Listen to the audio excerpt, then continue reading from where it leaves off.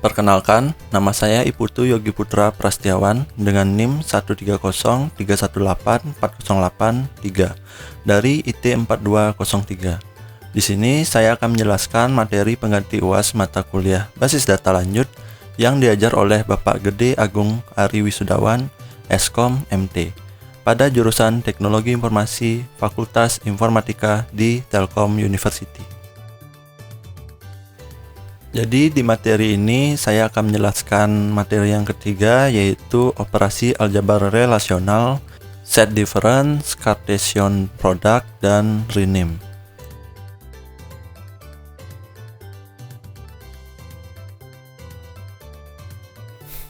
Baik, jadi di materi sebelumnya saya sudah menjelaskan apa itu tentang bahasa query formal. Tetapi di sini saya singgung sedikit saja untuk mengingat kembali, yaitu bahasa query formal basis data relasional adalah bahasa untuk meminta informasi dari basis data.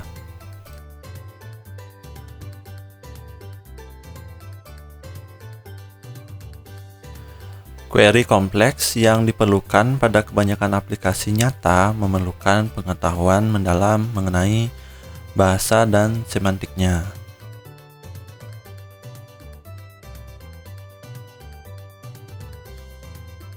Oke, kita ingat kembali lagi apa itu sebenarnya aljabar relasional atau relational algebra, yaitu merupakan kumpulan operasi terhadap relasi di mana setiap operasi menggunakan satu atau lebih relasi untuk menghasilkan satu relasi yang baru, dan termasuk kategori prosedural dan juga menyediakan seperangkat operator untuk memanipulasi data. Jadi semua operasi tersebut menghasilkan sebuah relasi yang baru. Bahasa disebut aljabar relasional karena bahasa berdasar sejumlah operator yang beroperasi pada relasi-relasi atau pada tabel-tabel. Nah, di sini ada beberapa operasi dan kemarin kita sudah bahas tentang operasi selection, project, dan union. Sekarang di materi selanjutnya kita akan membahas tentang set difference, Cartesian product, dan rename.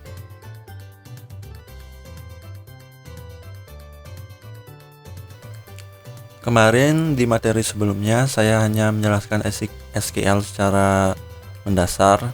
Sekarang saya akan menjelaskan secara rinci, yaitu SQL adalah bahasa yang deklaratif yang berarti tidak menspesifikasikan algoritma yang digunakan untuk pengolahan query.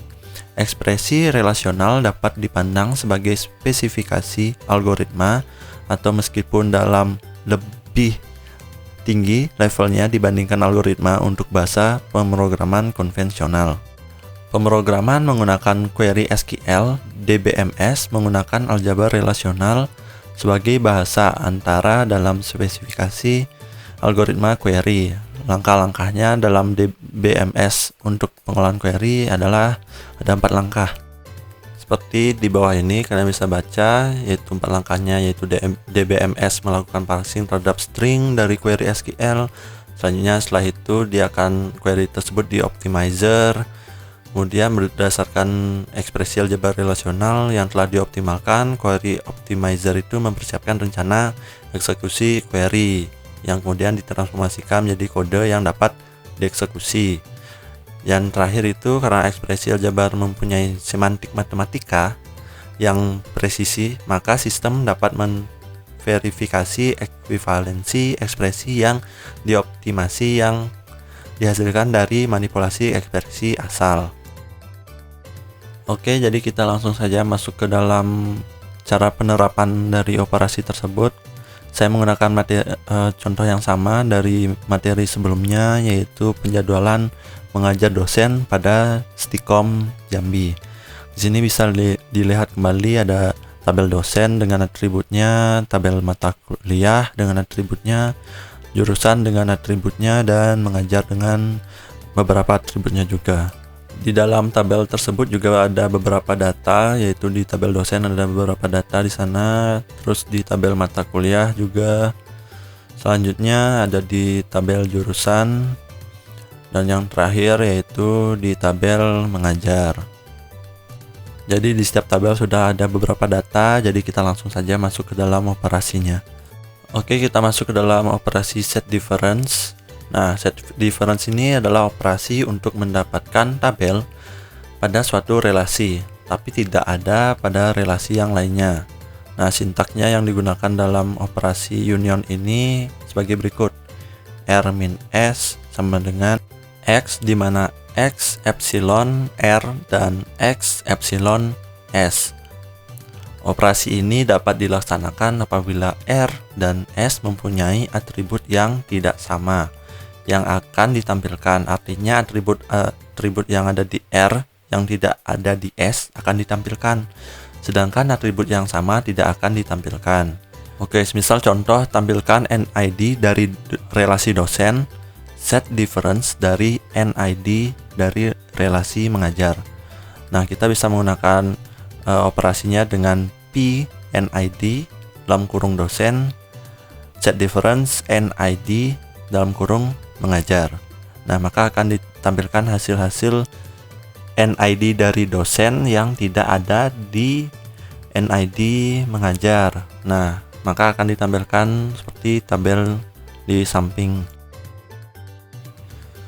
Selanjutnya kita masuk ke operasi Cartesian product. Nah, Cartesian product ini adalah operasi untuk menghasilkan tabel hasil perkalian Cartesian. Sintaks yang digunakan dalam operasi proyek ini adalah sebagai R Cartesian product sama dengan X, Y, di mana X epsilon R dan Y epsilon S. Operasi Cartesian product memungkinkan kita mengkombinasikan informasi beberapa relasi. Operasi ini adalah operasi biner. Nah, sebagaimana telah dinyatakan bahwa relasi adalah subnet hasil Cartesian product dan himpunan domain relasi tersebut, kita harus memilih atribut-atribut untuk relasi yang dihasilkan dari Cartesian product. Contoh, operasi Cartesian product. Kita disuruh menampilkan NID nama dosen dari relasi dosen, nama mata kuliah dari relasi mata kuliah, tahun akademik, semester, hari, jam, waktu, kelas dari relasi mengajar, di mana semester mengajar adalah pada semester 1.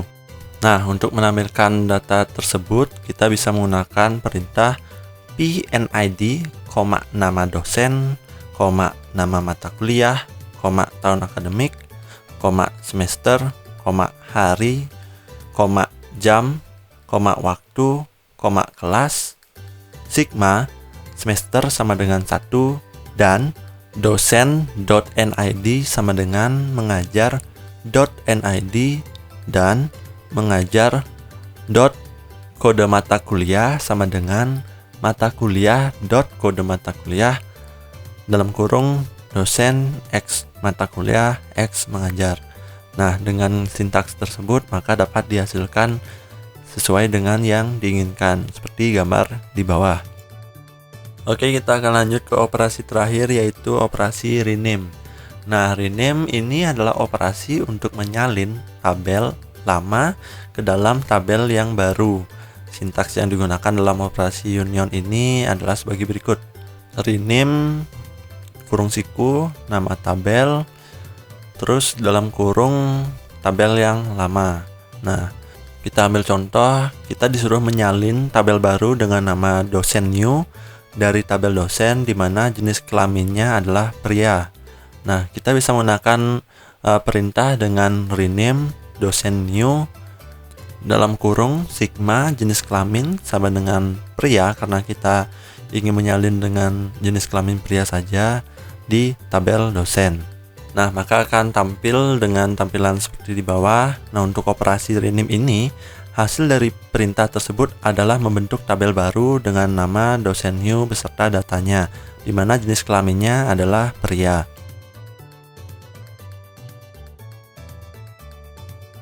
Penjelasan saya tentang materi ini, semoga kalian paham dan mengerti tentang penjelasan dari saya. Mohon maaf jika ada salah kata atau sebagainya.